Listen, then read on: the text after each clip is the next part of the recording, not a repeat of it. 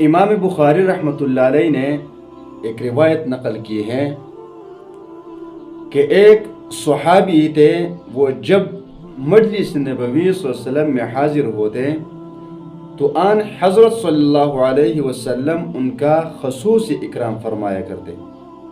اور صحابہ کرام کا تعجب دور کرنے کے لیے ارشاد فرمایا کہ یہ شخص مجھ پر درود بھیجا کرتا ہے۔ وہ درود یہ ہے: اللہم صلی علی محمد وعلی آل محمد کما تحب و ترضی لہ۔ اور ہماری مشکلات سب سے زیادہ جو بڑے مشکلات میں ہیں وہ مالی تنگی اور بے روزگاری، اور ان دو چیزوں کو ختم کرنے کے لیے یہ درود شریف اکثیر ہے۔ اکثیر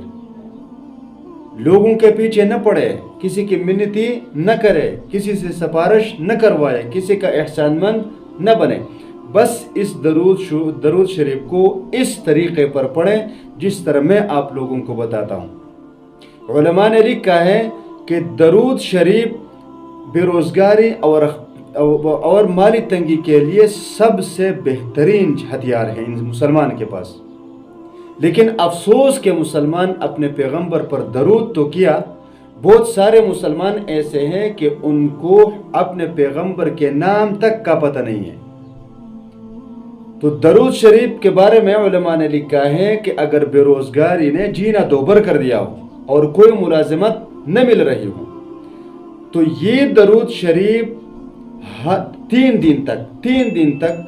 ہر فرض نماز کے بعد، یعنی دن میں فجر اور ظہر اور اسی طرح عصر کی نمازوں کے بعد 7 مرتبہ پڑھیں، اور تینوں دن